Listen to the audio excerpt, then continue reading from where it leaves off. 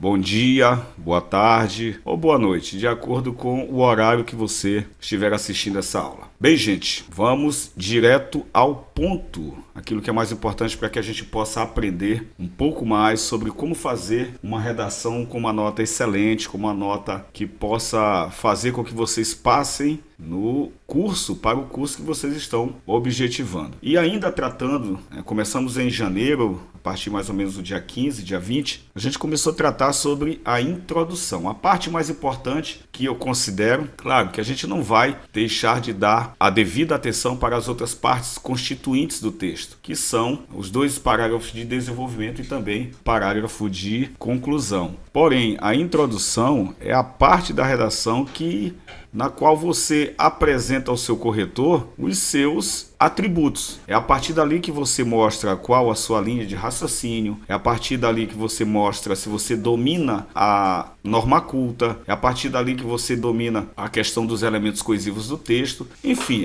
é onde você apresenta também a sua tese, onde você apresenta a sua ideia central, onde você apresenta o seu cartão de visitas. Por isso, nada melhor do que a gente começar bem. E a gente tem que entender, acima de tudo, galera, que a redação, ela é uma questão de padrões. A redação tem padrões. A redação de concurso tem padrão, a redação da UEMA tem padrão, a redação também de concursos da UEMA e do Enem, todas elas têm um padrão ideal, um padrão que o corretor, quando olhar para a tua prova, ele vai identificar, que vai procurar aqueles elementos e, ao identificá-los, ele vai perceber que você domina o padrão da banca. E é isso que ele quer encontrar. O corretor, ele quer encontrar aquilo que está proposto no manual do participante, seja da UEMA, seja de concurso, seja do Enem ou qualquer uma das instituições do Brasil. Todas elas apresentam um padrão, todas elas apresentam normas, critérios, e você tem que aprender a perceber quais são eles, saber quais são eles para que você possa de fato alcançá-los. Então hoje, mais uma vez, nós vamos estudar um pouco dos elementos constitutivos da introdução. Por quê? Porque a gente só tem como partir para o desenvolvimento a partir do momento que nós dominamos todos os elementos da introdução, que a gente domina toda a introdução. A partir daí, então, nós podemos começar a pensar, começar a argumentar, pensar os argumentos, construir a argumentação, buscar os elementos de repertório que são ideais para aquela argumentação. Enfim, tudo parte do momento da introdução. Mas antes da gente chegar nessa parte de fato, eu quero apresentar para vocês aqui uma historinha breve que vocês já conhecem, do Lewis Carroll, As Aventuras de Alice no País das Maravilhas. Bem, professor, o que isso tem a ver comigo? Alice no País das Maravilhas, As Aventuras de Alice, eu que já tô adulto, eu que tô chegando aí na fase adulta, já passei pela adolescência, ou mesmo aqueles que possam dizer, professor, já tem mais de 30, já tem mais de 20, não sou mais criança, sou mais adolescente. Sim, mas a literatura, ela tem uma capacidade de nos deixar ensinamentos que às vezes em nenhum outro lugar da vida nós poderíamos encontrar. Tomem isso para a vida de vocês. A literatura tem essa capacidade de deixar ensinamentos que nenhum momento, que nenhuma pessoa, que nenhuma experiência na vida talvez possa te permitir aprender. Então vamos lá para o momento em que Alice pede conselhos ao gato. E aí ela diz assim: poderia me dizer, por favor, que caminho devo tomar para ir embora daqui? Depende bastante de para onde quer ir, respondeu o gato. Não me importa muito para onde, disse Alice. Então não importa que caminho tome, disse o gato. Obra Lewis Carroll em Aventuras de Alice no País das Maravilhas. Queridos,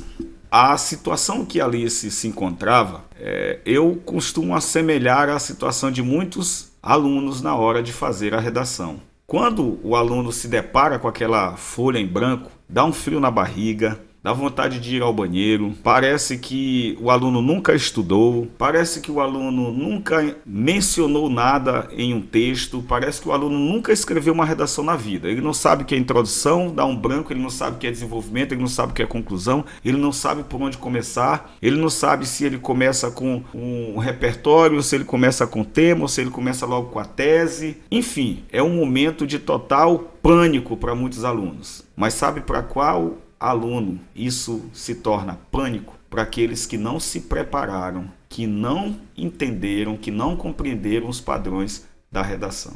Alice disse: para onde, que caminho devo tomar? Muita gente está perdido não sabendo que caminho deve tomar. Há aqueles que buscam uma introdução coringa, acham que a introdução coringa vai resolver a vida deles. E quando chega na hora, ele pega aquela introdução coringa, percebeu que aquela introdução coringa não se adequou ao tema. E agora, o que fazer? Que caminho tomar, gato? Que caminho tomar, gato? Aí fica complicado, não é? Depende bastante de para onde você quer ir. Não importa muito para onde, então não importa que caminho tome. Gente, eu costumo dizer que quando você não sabe para onde quer ir, você já está perdido mesmo parado. Só que aqui com o nosso curso, só que aqui com o professor Jailton, a gente vai destravar isso, a gente não vai ser uma Alice diante da redação e ficar pedindo conselho para quem não sabe dar ou para quem não está muito interessado no nosso futuro. Eu estou interessado no futuro de vocês. Eu estou preocupado com vocês. Ontem fiquei estudando até tarde da noite, até trocava ideias com uma das alunas aqui do curso, e no meio disso estava corrigindo a redação, já uma outra aluna já me buscou, um outro aluno também, enfim, até tarde da noite, e o aluno está ouvindo essa aula de hoje, ele sabe do que eu estou falando. Portanto, eu estou preocupado com vocês. Eu não sou... Portanto, eu estou preocupado com vocês. Eu não sou o gato, se bem que eu queria ser bonito, mas eu não sou o gato. O gato não está interessado se você vai, para onde vai, se vai ficar parado, ele não está nem aí. Ele não está preocupado com o teu futuro, ele não está preocupado com as tuas ansiedades, ele não está preocupado com as tuas decisões, o que você passou durante a semana, o que você viveu, o que te trouxe até aqui. Não, ele não está preocupado com nada. Ele apenas vai dizer... Não me importa, ele vai dizer, não importa que caminho tome. Ou seja, eu não estou interessado em você. Eu estou interessado em você, eu quero discutir com você, eu quero te pegar pelas mãos e te levar para tomar as decisões corretas na hora que você se deparar com o texto. Esse é o nosso princípio. Não sejamos um aluno Alice, aquele que não sabe para onde ir. Pelo contrário, a gente vai compreender os elementos constitutivos da introdução, vai compreender os elementos constitutivos dos 2 parágrafos de desenvolvimento e a gente vai compreender e fechar parágrafo de conclusão na busca da melhor nota possível. Assim a gente começa. Elementos constitutivos da introdução. Professor, o senhor falou isso da última vez, beleza, falei e vou continuar falando, porque eu recebi muitas redações essa semana e percebi que alguns alunos não estão seguindo esse padrão. Não estão seguindo essa trilha, esse caminho que eu apresentei para vocês. Quando você entender isso daqui, quando você começar a praticar isso daqui, você vai perceber que qualquer tema que coloquem diante de você vai ficar mais fácil de você saber o que você quer fazer. Portanto, prenda-se primeiro ao repertório, RCTT, repertório, contextualização, tema e tese. E a primeira coisa que você tem que atentar, utilizar um repertório que se adeque, um repertório que dialogue, um repertório que tenha uma afinidade com o tema proposto, com a problematização. Geralmente são problemas, às vezes são problemas sociais, às vezes são problemas, questões humanas, filosóficas, ou apenas um ponto de vista a respeito de alguma questão filosófica, ou opinar sobre uma questão psicológica. Enfim, independente do tema, você tem que pensar num repertório que mantenha uma afinidade. Antes de você partir para outras partes do tema, você tem que pensar na construção do seu repertório. Você olha o tema e diz assim, já sei o repertório que eu vou colocar, ok? Você tem que pensar na estruturação. Estou falando na estruturação, depois a gente vai trabalhar mais profundamente a questão da tese. A tese é o seu ponto de vista. Em termos de organização, é repertório. E esse repertório tem que ser pertinente, legitimado e produtivo. Professor, o que é pertinente? Pertinente é aquele que tem uma relação, estabelece uma relação de diálogo. Eu falei anteriormente. Se eu pego, por exemplo, a questão da crise penitenciária no sistema prisional brasileiro, o filme Carandiru, ele dialoga. Eu posso pegar o filme e fazer uma relação, estabelecer uma relação. Eu posso pegar também aquela série Prison Break. Eu não assisti muitos capítulos, mas ela trata. Ou mesmo a série espanhola, eu acho que é espanhola, Vis a Vis, que já teve a oportunidade de assistir. Embora seja um presídio feminino, mas muitas realidades são muito parecidas com os presídios masculinos no Brasil. A questão da prostituição, a questão das drogas, a questão dos assassinatos dentro da cadeia, enfim. muita coisa é pertinente. E isso aqui que é pertinência. Legitimada é porque você pega uma obra dessa, um filme, uma série, ou um fato histórico, por exemplo, uma rebelião que aconteceu em determinada época, em determinada década, em determinado ponto da história do Brasil, por exemplo, e trazê-la para dentro desse diálogo, para mostrar que esse fato, embora tenha acontecido há muito tempo, ele dialoga com o presente, por isso ele é legitimado, ele é verdadeiro. Então vale a pena eu colocar esse repertório na minha redação. Por último, é produtivo. Mostra para o teu corretor que você tem domínio de outras áreas do conhecimento. Você consegue olhar para a história, identificar um fato, você assiste séries interessantes, séries que trazem um repertório interessante, e nessas séries você consegue identificar certa problematização que é tratada. Isso é o que a gente chama de repertório pertinente, legitimado e produtivo. A contextualização é o momento que você estabelece a conexão. Você pega aquele repertório, pega aquele fato e a partir dele você conecta com o presente, com o tema e com a realidade da qual você está inserido, a realidade brasileira. Estabelecer um ponto, e aí é o momento que você estabelece um ponto de confirmação, um ponto de identificação, uma semelhança ou contestação. Você pode dizer semelhante à ficção, fora da vida real, isso é totalmente diferente, como a galera gosta de usar John Locke, que um estudioso contratualista, um filósofo contratualista que falava de uma sociedade perfeita, mas a realidade da sociedade não é perfeita. E aí você contradiz o que ele disse. Então, nesse momento, você pode estabelecer identificação ou uma contestação. Depois, a gente segue a apresentação do tema. O tema é você entender aquelas palavras, pegar as palavras-chave, eu já falei sobre isso no aula anterior, e citá-la mais uma vez na redação, na sua introdução. Professor, eu estou percebendo que o senhor está utilizando, eu já vi muito isso em Enem e a prova da UEMA não traz isso. Epa, alto lá. A prova de qualquer tipo de banca, você pode trazer esse repertório. Concurso, a galera traz mais dados a respeito do problema. A galera cita muito a Constituição, ok?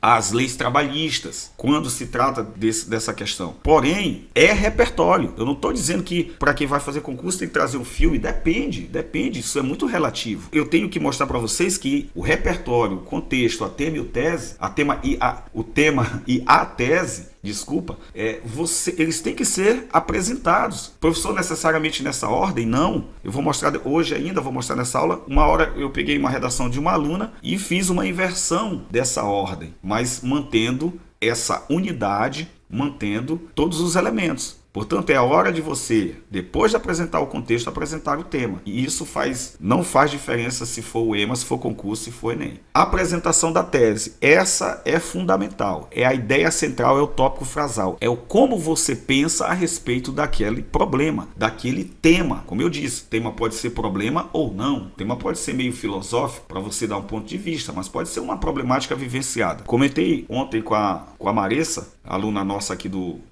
curso de redação, que eu acho que há um diálogo muito grande entre a obra de Maria Firmina dos Reis e a obra Canaã. Eu acho, de Graça Aranha, eu acho que há um diálogo nessa questão do preconceito, a questão dessa dicotomia rico-pobre, branco-negro, quem tem acesso, quem não tem acesso. É interessante vocês começarem a pensar nisso. De repente, pode ser que eu já esteja até encontrando um possível tema.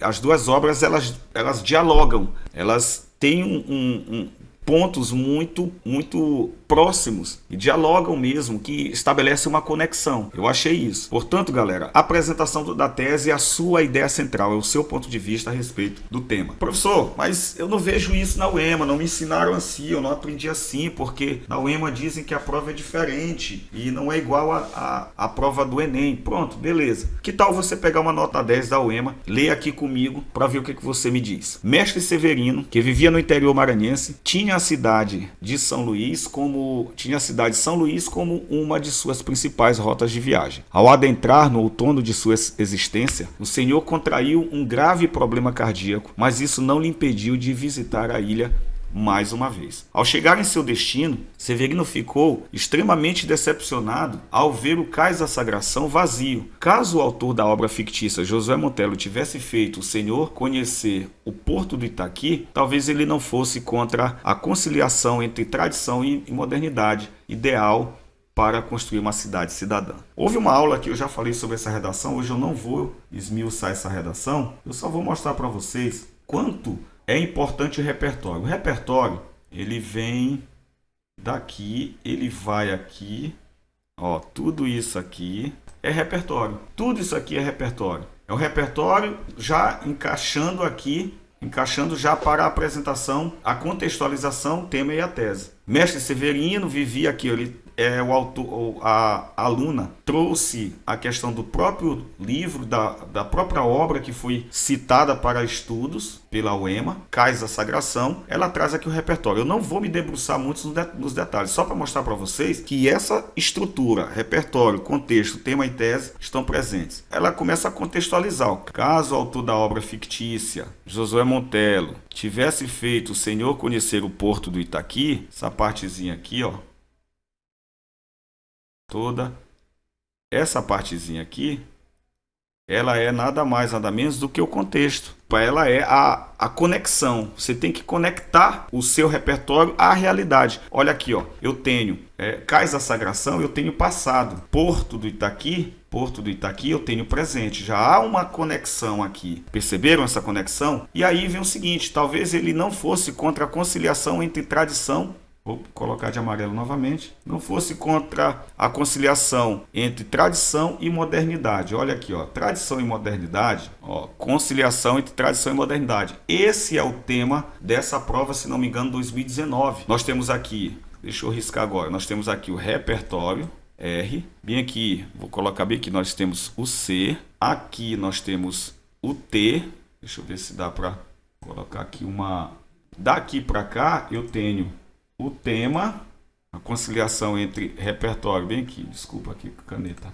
Eu tenho o tema e bem aqui, ideal para construir uma cidade cidadã. Quando eu digo ideal para construir uma cidade cidadã, eu estou dando meu ponto de vista. Aqui eu apresento a minha tese. Então, turma, desmistificando essa ideia de que o EMA não apresenta a estrutura. Gente, qual é o texto que não vai ficar bem escrito quando eu apresento um repertório que dialoga com o problema, dialoga com o tema? O que há de errado nisso? Nada, absolutamente nada. Eu tenho que fazer essa conexão para trazer também, fazer o meu texto ficar coerente. Qual é o professor que vai dizer que está errado, que você contextualizou aquele problema com um filme, com uma obra, com um fato histórico, com a própria atualidade? Se o tema for atual e você pegar por exemplo, se o tema for combate ao coronavírus, ao Covid-19 no Brasil. Aí se você disser, após mais de 500 mil mortes no país, o combate ao coronavírus ainda é um dos grandes desafios que a ciência e a medicina brasileira têm que enfrentar. Quem que vai dizer que isso está errado? Ninguém. É repertório, gente. Isso é repertório. Não fui eu que criei,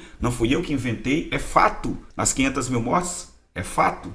As 500 mil mortes são um fato. Desculpa, a concordância é essa. As 500 mil mortes são um fato. O desafio é um fato. A lida dos médicos e cientistas com essa doença é um fato. Eu não posso dizer que isso está errado. A questão é você fazer esse repertório dialogar. Ele tem que ser pertinente, ele tem que ser legitimado, ele tem que ser produtivo, ele tem que dialogar com o tema proposto. Tendo isso, quem vai dizer que isso está errado? Depois eu apresento o tema para que o meu leitor saiba do que eu estou tratando, ok? E por último, o meu ponto de vista, o que vai ser, o que vai nortear a minha argumentação. Vamos seguir. Eu tenho agora aqui uma outra introdução que eu fiz, e eu estou apenas, como eu disse para vocês, eu estou apenas tratando da estrutura, do padrão. A partir da semana que vem a gente já vai trazer, eu vou trazer outra introdução, já tem uma aula com uma introdução baseada no livro A Escrava, e na outra semana eu vou trazer uma introdução baseada em alguma problemática suscitada por Graça Aranha na obra Canaã. Em 1903, a Souza Cruz, maior empresa de cigarros do Brasil, iniciou uma parte da história do tabaco, quando o imigrante português Albino Souza Cruz colocou a primeira máquina em funcionamento no Rio de Janeiro. De lá para cá, essa vírgula aqui, deixa eu tirar essa vírgulazinha aqui que ela não é deslocada. Se ela não é deslocada, não há razão dela estar aqui. De lá para cá, ampliaram-se o consumo do tabaco e os lucros das empresas envolvidas no ramo no país. Outra coisinha que está errada aqui, esse país com letra maiúscula. Pronto, resolvido o problema. Junto ao crescimento da produção e consequente aumento do tabagismo no território nacional, vieram à tona, consequentemente, dois graves problemas que o Estado e a sociedade passaram a enfrentar, os quais se apresentam como o significativo aumento do número de jovens usuários e o crescimento de casos de doenças e mortes relacionadas ao tabagismo. Ok? Aqui eu acho que tabagismo. Aqui dá até para dar uma melhoradinha aqui. Agora, quando a gente lê, a gente consegue melhorar a coisa, identificar.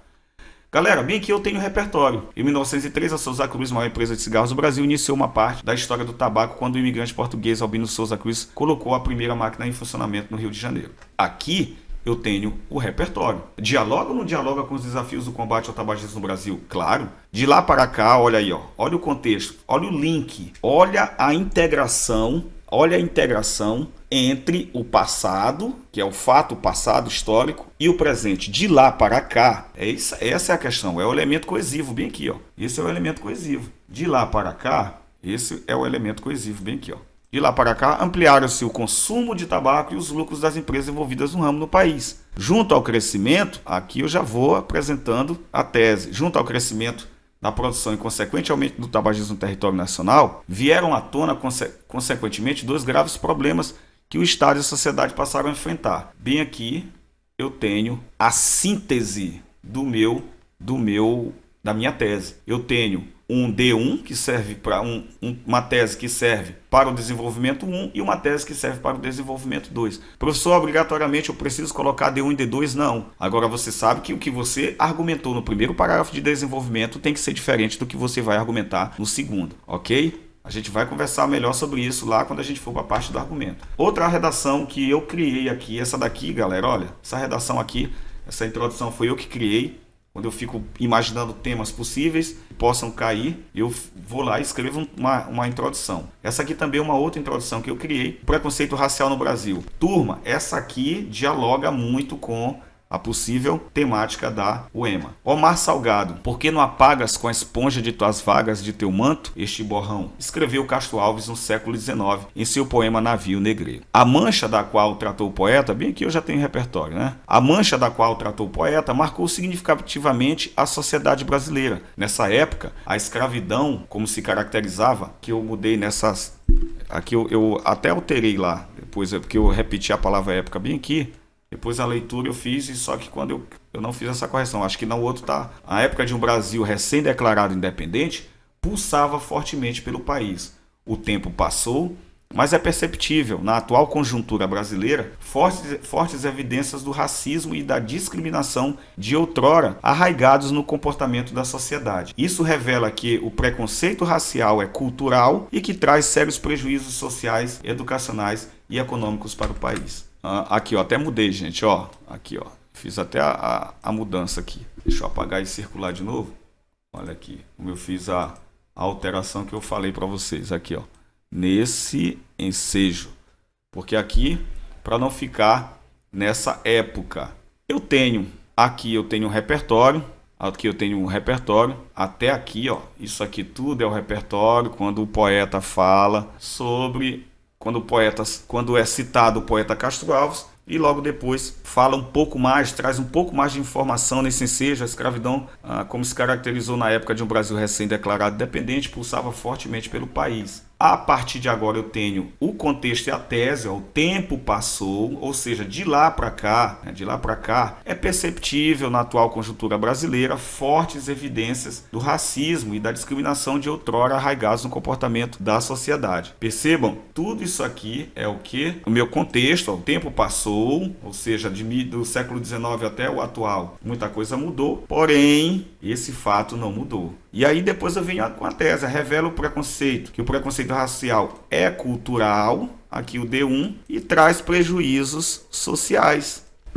Eu poderia até parar por aqui, ó, e traz prejuízos sociais. Aí eu acrescentei, isso aqui pode já ficar até para a questão do desenvolvimento. É cultural e traz prejuízos para o país. E aí você pode trabalhar nessa questão dos prejuízos, trabalhar os prejuízos educacionais e econômicos. E por último, para a gente fechar essa aula de hoje, eu trouxe mais uma redação que não é o preconceito racial no Brasil. Aqui eu esqueci de modificar o tema. O tema não é preconceito, mas é preconceito linguístico no Brasil. Deixa eu mudar isso aqui rapidinho.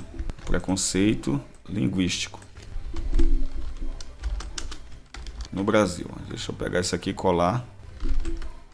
Linguístico, o acento. Ok, só isso. Pra gente fechar essa aula aqui. Preconceito linguístico no Brasil. Aí eu lendo uma reportagem sobre a professora Marcela Tavares, eu acho que vocês devem conhecer, só digitar aí pelo Google vocês vão encontrar. É aquela professora que fala gritando, que costuma bater no quadro, derrubar o quadro, enfim, botar uns limões ali na roupa. Enfim, ela é bem engraçada, mas ela ensina muita coisa bacana. Nas redes sociais, a professora Marcela Tavares usa os seus canais de comunicação para tratar de erros da língua portuguesa. Porém, ultimamente, seus vídeos têm sido atacados por internautas que consideram o teor preconceituoso. Fora desse ambiente digital, é indubitável que o preconceito linguístico no Brasil é um problema gravíssimo na atualidade, tanto para a população quanto para o Estado. Por esse motivo, tal situação deve ser enfrentada, uma vez que diariamente pessoas têm sofrido ofensas, críticas e até injustiças, muitas vezes sem razão. Nesse sentido, dois aspectos fazem-se relevantes: desconstruir o comportamento sociocultural vigente e uma ação mais incisiva do Estado. Turma, vamos aqui, eu nem botei em amarelo e tal, vamos na caneta mesmo. Nas redes sociais, até aqui eu tenho o meu repertório. Você sempre tem que pensar no repertório. Não fique perdido, pense no repertório. Não seja Alice, pense no repertório. RCTT. Quando eu passar alguma atividade, sempre vai ter um tema. E os temas aqui, diretamente para o EMA, são baseados no livro. Quando não forem para o EMA, eu vou direcionar outros temas. Quando for para concurso, para Enem, eu também vou estabelecer diferentemente temas. Mas o importante é que vocês entendam que existe um repertório, independente da banca. Aqui eu mostro o repertório. Então, fora desse ambiente digital, aqui é o conectivo. Esse conectivo é fundamental, é o que estabelece, olha o nome, conectivo, conectar, manter a unidade, manter a coerência, manter a coesão. Fora desse conectivo, fora desse ambiente digital, é indubitável, aqui eu tenho, é indubitável que o preconceito linguístico no Estado, que eu tenho o meu repertório, o meu tema. Deixa eu botar de amarelo aqui para mostrar para vocês. Botar de amarelo, ó. Preconceito linguístico no Brasil é um problema gravíssimo na atualidade, ok? Eu tenho aqui o tema. E aí depois, o que vem? A minha tese, ou seja, aqui eu digo desconstruir o comportamento sociocultural, ou seja, é um problema social, um problema das pessoas, do comportamento. E também é um problema de ausência do Estado. Escrever com mouse é péssimo, mas ausência, olha o acento. Mas em breve nós vamos resolver esse problema. Nossa mesa está chegando. Percebem aí? Olha, eu tenho aqui repertório, eu tenho aqui tema e tese, contexto, tema e contexto, e contextualização, que esse é o conectivo, e aqui eu tenho a tese. Deu para entender isso, galera? O próximo atividade que eu passar para vocês, eu quero que vocês compreendam isso daí. Eu quero que vocês me apresentem isso. Se vocês não apresentarem isso, vocês vão estar perdendo ponto. Ou pontos. Porque a redação, ela tem um padrão, ela tem uma apresentação de contexto, ela tem esses conectivos, ela tem que dialogar, os repertórios têm que dialogar, é importante colocar repertório. A galera de concurso usa bastante a Constituição Federal, a Constituição Brasileira, usa muitos dados. Se a questão é violência, o cara vem lá, segundo o Conselho Nacional de Justiça, tantos por cento de mulheres são assassinadas todos os anos, tantos por cento de crianças são violentadas todo ano. Se for a questão trabalhista, segundo o IBGE, o número de desempregados no Brasil é tal. Isso é repertório. Isso ajuda a embasar, isso mostra para o seu corretor que você está conversando, dialogando com as várias áreas do conhecimento. E é importante vocês fazerem isso. Portanto, meu povo, minha galerinha boa, usem essa estrutura que vocês vão chegar onde vocês querem. Porque vocês não estão perdidos. Vocês não são Alice e eu não sou o gato, né? Bem que eu queria ser bonito. O importante é vocês entenderem que existe uma estrutura, existe um padrão que vocês têm que obedecer. Fazendo isso, não tem como o corretor não dar uma boa nota para vocês. Turma, para a aula não ficar demasiadamente longa, eu vou terminar por aqui. Um abraço, beijo no coração. Qualquer dúvida, estamos à disposição de todos. Valeu!